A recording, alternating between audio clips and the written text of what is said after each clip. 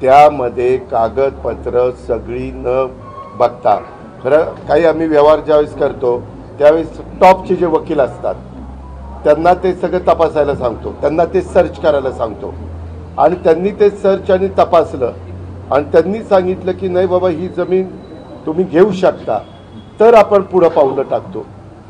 असं सगळ्याच गोष्टी रे.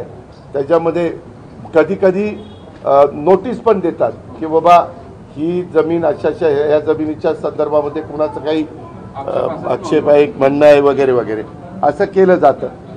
तशा कुठल्याच गोष्टी इथं केल्या गेल्या नाही आणि मला हा व्यवहार झालेला माहिती नव्हता, नाही तर मीच सांगितलं असतं की असलं करू नका. या सगळ्या प्रकरणामध्ये तर मग पार्थ पवारांवरती गुन्हा का दाखल नाही याचं उत्तर गृहमंत्री देतील. मात्र या सगळ्या प्रकरणामधून तुम्हाला अडकवण्याचा किंवा राजकीय दबाव तुमच्यावरती टाकण्याचा प्रयत्न केला जातो असं वाटतं? असं काही मला वाटत नाही.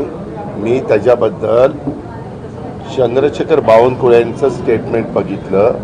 त्यांनी असं सांगितलं की त्या व्यवहारात ज्यांनी कोणी ते रजिस्ट्रेशन केलं कागदपत्र न बघता, ज्यांनी तिथं रजिस्टर ऑफिसमध्ये जाऊन सह्या केल्या, त्याच्यामध्ये 3 लोक त्यांना मिळाली आणि मग त्या 3 लोकांच्यावर त्यांनी FIR केली. सह्या करणारा, दुसऱ्याला पण सह्या करणारा आणि तिसरा हे रजिस्ट्रेशन करणारा, असं ते झालंय. आणि त्याच्यामुळं ही गोष्ट स्वतः रेव्हेन्यू मिनिस्टरनी सांगितलेली मी ऐकली. त्याच्यावर ह्या तिघांच्यावर FIR दाखल झाला.